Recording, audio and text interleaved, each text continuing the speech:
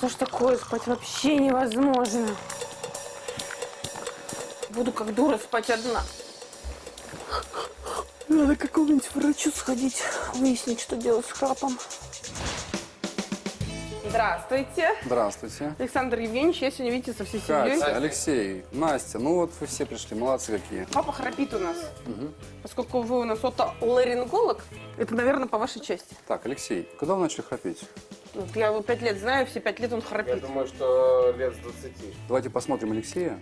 Мы сейчас предложим вам осмотр носа и вашего горла с помощью специального аппарата. Называется эндовидео-риносинусоскоп. Он позволит нам объективно увидеть, что там внутри, в носу, в горле, что мешает дышать во время сна.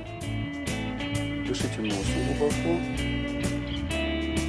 Ну, мы видим, что в ротоглотке мягкое небо слегка касается до задней стенки глотки, и это как раз-таки причина храпа. Ну, Алексей, теперь расскажите, как много вы курите? Пачка в день. Знаете, у пациентов, кто курит, у них есть такая тенденция. Мягкое небо становится более отечное и более дряблое. В норме мягкое небо не должно касаться языка, а при отеке происходит вот такое вот провисание, язычок увеличивается, и мягкое небо может касаться даже корня языка.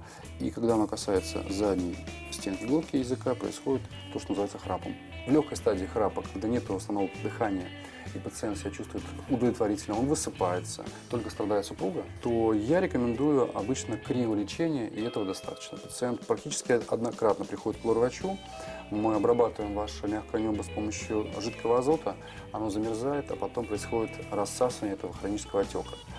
Вторая стадия, которая характеризуется все-таки периодическими остановками дыхания во сне, подлежит хирургическому лечению с помощью лазера.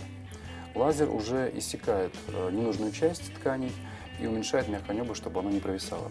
Ну а третья стадия, когда у пациента остановки дыхания во сне с длительным интервалом, то таким пациентам рекомендуется даже имплантация. Пациенту укрепляют мягкое небо специальным аппаратом.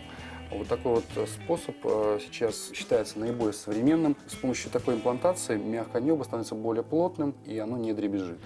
Я слышала, что когда бросаешь курить, очень помогают темечки. Сидишь, ешь, и рот, и рука заняты, попробуем. Да.